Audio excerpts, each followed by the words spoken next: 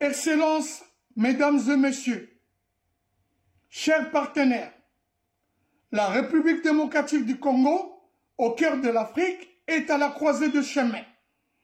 Riche de ses ressources naturelles, forte de sa jeunesse et de sa diversité, elle devait être un moteur de prospérité. Mais la réalité est différente.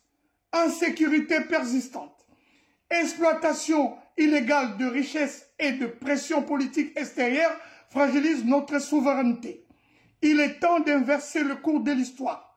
Et pour y parvenir, nous croyons à la nécessité de sceller un partenariat entre la RDC et l'Israël. Un partenariat fondé sur la sécurité, l'économie et l'innovation, mais surtout sur une vision partagée de la souveraineté et de la paix. Axe sécurité et défense.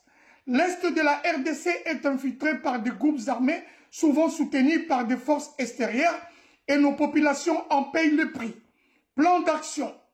Création d'une commission mixte RDC-Israël de sécurité et défense, chargée de coordonner la coopération militaire. Installation de systèmes israéliens de surveillance frontalière, drones, radars, technologies biométriques, pour contrôler les entrées et sorties. Formation spécialisée des forces armées par des experts israéliens en matière de lutte contre le terrorisme et la guérilla. Mise en place d'un centre conjoint de renseignement à Kinshasa pour anticiper et neutraliser les menaces. Mais au-delà de cela, il est impératif que la communauté internationale se mobilise pour la justice. Nous appelons à la création d'un tribunal international spécial pour la RDC, chargé de juger le crime commis sur notre sol depuis plusieurs décennies et de traduire en justice les responsables directs ou indirects, qu'ils se trouvent au Rwanda, en Ouganda ou au Burundi. Car sans justice, il peut y avoir de peu durables. Axe ressources naturelles et économie. Nos minéraux stratégiques, cobalt, coltan, lithium, or, financent souvent les réseaux terroristes et les conflits au lieu de contribuer au développement national. Plan d'action. Signature d'un accord RDC-Israël de sécurisation de ressources stratégiques. Mise en place d'un système de traçabilité internationale de minéraux avec technologie israélienne afin de couper des circuits illégaux. Création des zones économiques spéciales RDC-Israël où les minéraux seront transformés localement en produits à forte valeur ajoutée. Encouragement des investissements israéliens dans l'agriculture, l'énergie, les infrastructures congolaises pour diversifier notre économie. Dans cette logique de justice économique, nous rappelons que l'Ouganda doit à la RDC une dette de 11 milliards de dollars en réparation des crimes et pillages commis sur notre territoire. La décision unilatérale de réduire cette dette à 325 millions est une injustice historique. Cette question doit être ouverte et réglée équitablement, car la dignité des peuples n'est pas négociable. Axe gouvernance et transparence. L'économie congolaise est partiellement contrôlée par des réseaux étrangers opaques qui exploitent nos richesses en dehors de tout cadre idéal. Je voulais dire légal. Plan d'action. Lancement d'un programme conjoint de contrôle et de régulation des investissements étrangers.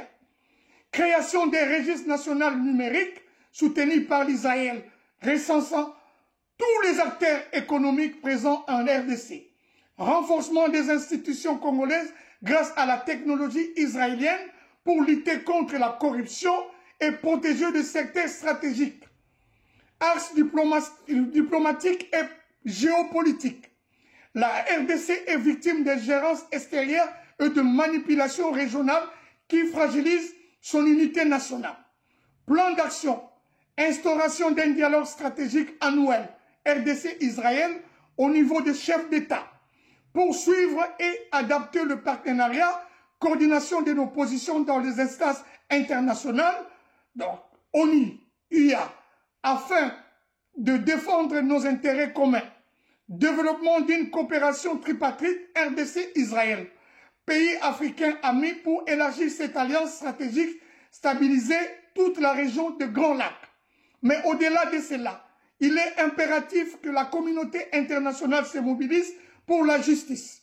Nous appelons à la création d'un tribunal international spécial pour la RDC, chargé de juger des crimes commis sur notre sol depuis plusieurs décennies et de traduire en justice le responsable direct ou indirect, qu'il se trouve au Rwanda, en Ouganda ou au Burundi. Car sans justice, il ne peut y avoir de paix durable.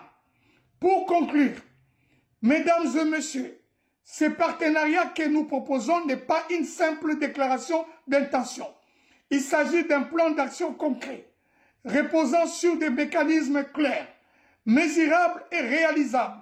La sécurité de nos frontières, la valorisation de nos richesses, la transparence dans nos économies, la justice nationale face aux crimes commis contre notre peuple, la coopération diplomatique internationale. Voilà le pilier sur lequel nous pouvons construire, voulais-je dire, à l'Alliance RDC-Israël. Refonder la place de la République démocratique du Congo dans le concert des nations. Notre ambition est simple, transformer la RDC en une puissance africaine respectée et souveraine. Obtenir justice pour le crime subi et faire notre partenariat avec l'Israël une contribution directe à la sécurité et à la prospérité du monde. Ensemble, écrivons une nouvelle page de l'histoire, une page de justice, de souveraineté, de stabilité et de développement partagé. Je vous remercie.